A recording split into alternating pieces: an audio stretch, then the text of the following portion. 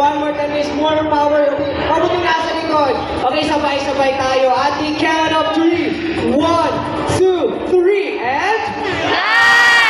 Ayun, mukhang ready na yung mga bisita natin, mga kuya. Ready na ba yung ating mga kalaw? Now guys, prepare your cameras. Mabilis lang to. At the count of 3. 1, 2, 3, and... Wow, what a perfect catch. Mr. Bill and JJ.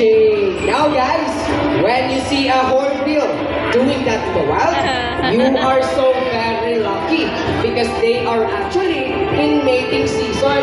So naliligaw po yung mga lalaking kalaw na gumagawa niyan. So mas maraming insekto na na-catch, si lalaking kalaw ay mas mataas ang chance na sasagutin siya ni ate girl na kalaw.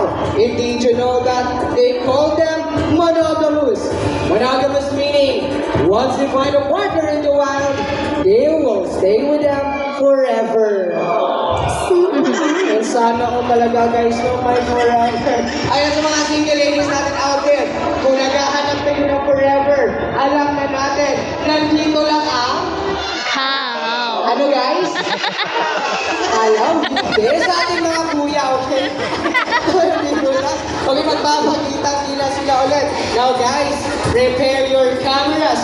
Mabilis lang to. At the count of 3. 1, 2, 3, and... And that is Mr. Bill and JJ, our southern Rufus Hornbill, also known as the Kalaw. They are long back of the rainforest because they make noise every morning, noon, and afternoon. Palakpakan po natin sila. Okay, now guys, palakpakan po natin sila. At syempre, ang kanilang mga poging kuya, na si Kuya Dexter.